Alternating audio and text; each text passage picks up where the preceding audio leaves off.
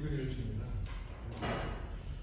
그게 한 10년 전만 해도 한 10개 정도 있었어요, 전국에. 근데 지금은 다 없어지고 건국대 유일하게 남아있습니다. 건축 전문대학원 이름이 약간 좀 생소할 수 있는데, 이제 그 건축을 공부하지 않은 사람들이 다시 건축을 하고 싶을 때, 그래서 학생들이 나이가 많아요.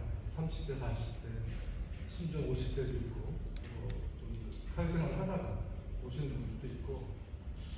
그래서 오늘 제가 준비한 거는 이제 그 제목에서 보시면 알겠지만, 그 혹시 지난 여름에 퍼펙트 데이라는 영화 보셨나요?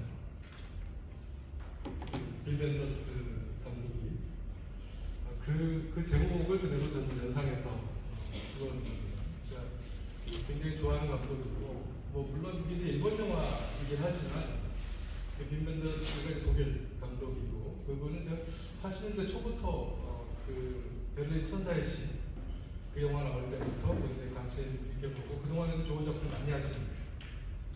그러니까 저는 이제 그 건축을 그 뉴욕에서 공부하고 어디 학부, 대학원, 학부를 이제 두 군데 다니고 거기서 이제 실무도 하고, 그리고 이제 귀국해서 이제 정리건축, 공간건축 뭐 이런 데서 실무 경험을 하고 제 사무실을 지금 하고 있습니다. 그래서 오늘 준비한 게 너무 그 학구적으로 준비한 게 아닌가 지금 약간 걱정스럽긴 한데요. 그 너무 교과서적인 그런 내용들을 들어서 차라리 이렇습니다.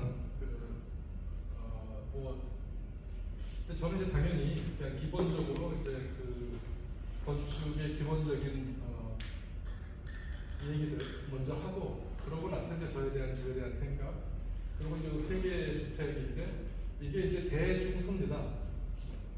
그러니까 얘가 68평, 28평, 18평. 그래서 일부러 제가 대중소로 일단 준비를 해왔어요. 조금 어둡게 해주세요. 어떻게 한 건가요, 제가? 괜찮아요. 여기 건축 학생들 혹시 있나요? 한 명?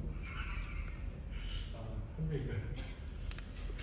건축과에 오면 이제 제일 처음 배우는 게 이겁니다. 건축의 3요소. 그래서 우리는 이제 경고함, 유용성, 이게 2000년 전에 설정이 된 거예요. 이분에 의해서 비질비었습니다. 근데 재밌는 게 뭐냐면 이 사람들이 이제 기본으로 우리가 이제 건축 조형, 삼각형, 사각형, 동그라미를 할 때 사람을 놓고 그 포인트를 가지고 만든 겁니다. 근데 그게 재밌는 게 1930년도 바우하우스에 와서 이렇게 변합니다. 그러니까 약간 그 생각을 변화시켰는데 전혀 다른 내용이 나오는 거예요. 그래서 저는 이 순간이 굉장히 중요한 순간이라고 봐요. 그러니까 이때부터 우리가 이제 건축 역사적으로 그 시작은 바로 이 하나의 이미지에서 시작된다고 볼 수 있어요. 뒤로 가서 알려드리지.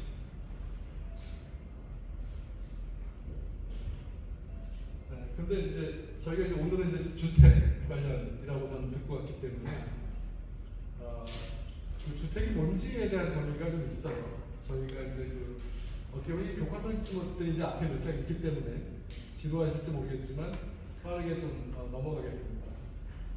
이게 1954년도에 그 마틴 하이데거라는 사람이 철학자죠. 하이데거라는 이름 많이 들어보실 텐데 이 사람이 이제 집이란 도대체 뭐냐라는 정의를 합니다. 그 이후로부터 이제 집을 얘기할 때 듀얼링이라는 단어를 쓰기 시작해요. 그러니까 그래서 이제 듀얼링 앤 쉘터라고 해서 이게 뭐냐면 집이라는 게 단순히 이제 비를 막고 추위를 막고 뭐 벌레를 막고 이런 게 아니라 인간의 삶을 즐겁고 윤택하게 만들 수 있는 장소에 한다라는 정의를 하기 시작합니다.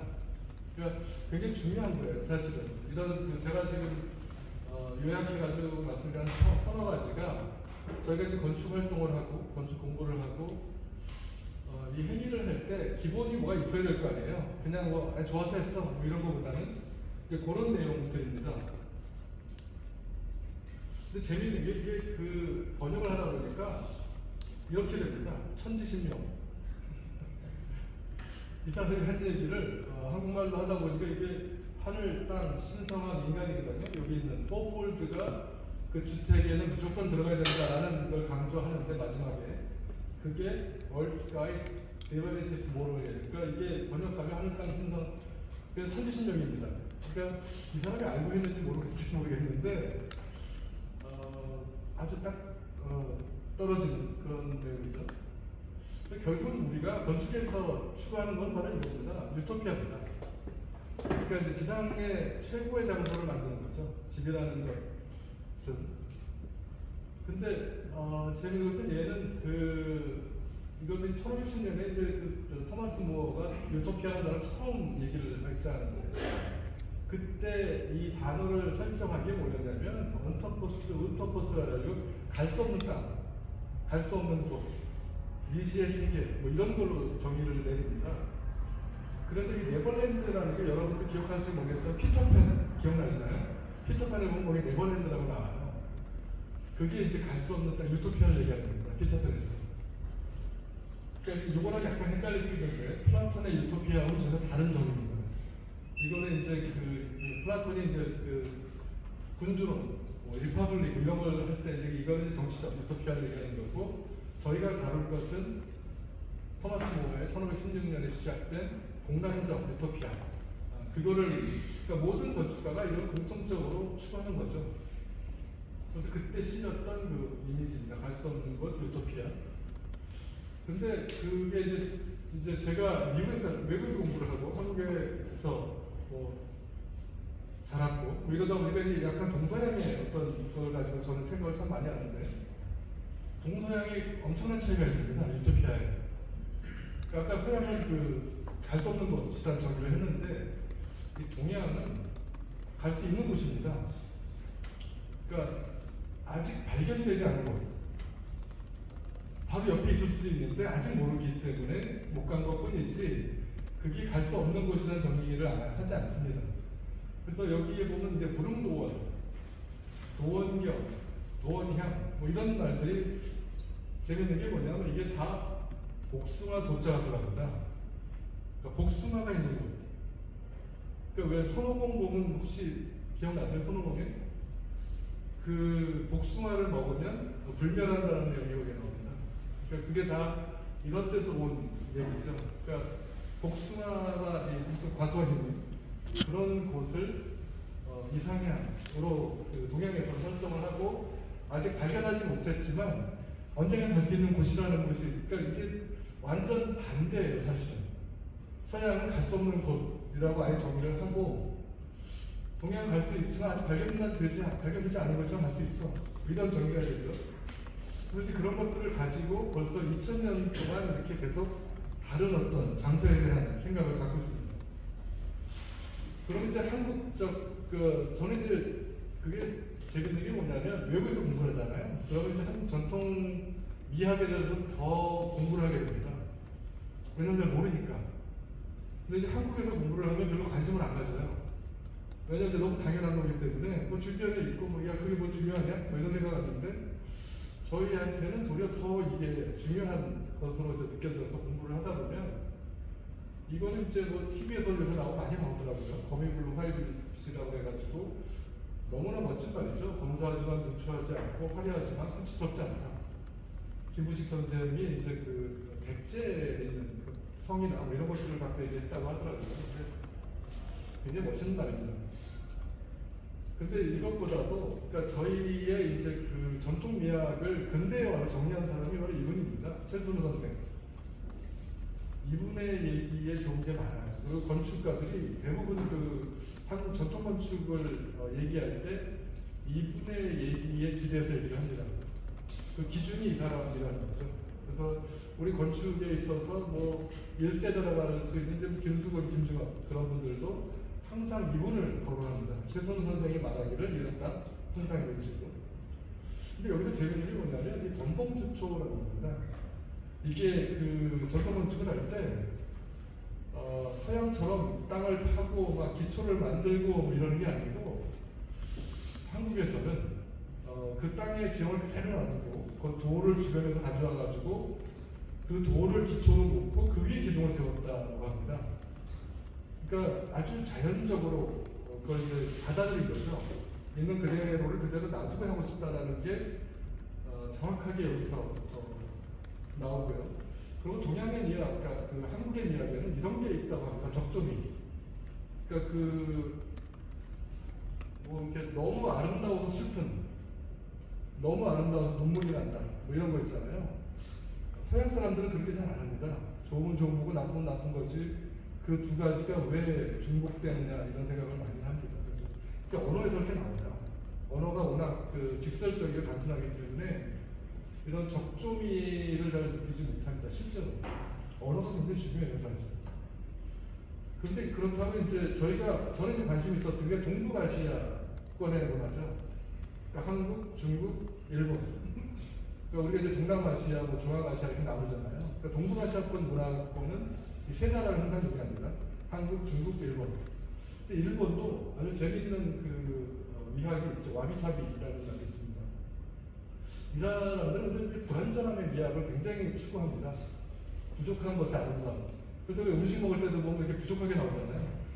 큰 접시에 이렇게 조금 나옵니다. 그러니까 그게 이런 것에서 기준이 있는 거예요.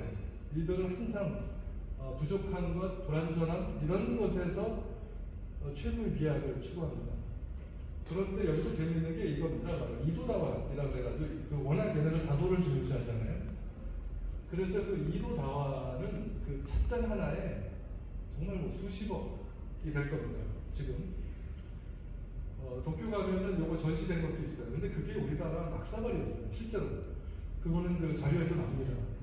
우리나라에서 쓰던 막사발을 이 사람 센노 리큐라고 이제 이분이 일본 다도를 근대 다도를 정리하고 모든 다도에 쓰이는 기구부터 시작해서 차례 이런 걸 다 정리한 분이에요. 근데 이분이 이 막사발을 가져와서 이게 최고의 찻잔이다 라는 얘기하는데 그 기준은 바로 이것이다. 이렇게 넘어갑니다. 그럼 중국은 어떤가 보면은 중국은 뭐 우리가 맨날 얘기하는 이제 자자 들어가는 분들, 명자공자 이분들이 얘기하는 게 뭐냐면 많이 배우는 이유는 간략하게 설명하기 위해서다. 그러니까 여기서도 약간 미니멀리즘이 나옵니다. 이 사람들 얘기해도. 그러면서 이제 시인이죠. 매우 시인이라고 이분이 얘기하는 게 그러니까 이건 정말 중국다운. 그러니까 가만히 앉아서 햇빛이 들어오고 참새가 날다가 대나무 숲으로 가고 거미가 내려오고 이런 광경들을 오후에 보면서 그냥 아무것도 안 하는 거예요. 생각해보면 그냥 앉아있는 겁니다. 가만히. 그거를 즐길 수 있다는 거죠. 그러니까 우리나라 사람 같으면 그러고 있으면은 내가 뭐 할 게 있었는데 뭐 이런 식으로 이제 계속 자기를 리마인드 시키죠. 아니야, 내가 이러고 있으면 안 되는데. 그 점이 굉장히 다른 거죠. 중국 사람들은 이렇게 가만히 앉아서 이런 것들을 즐깁니다.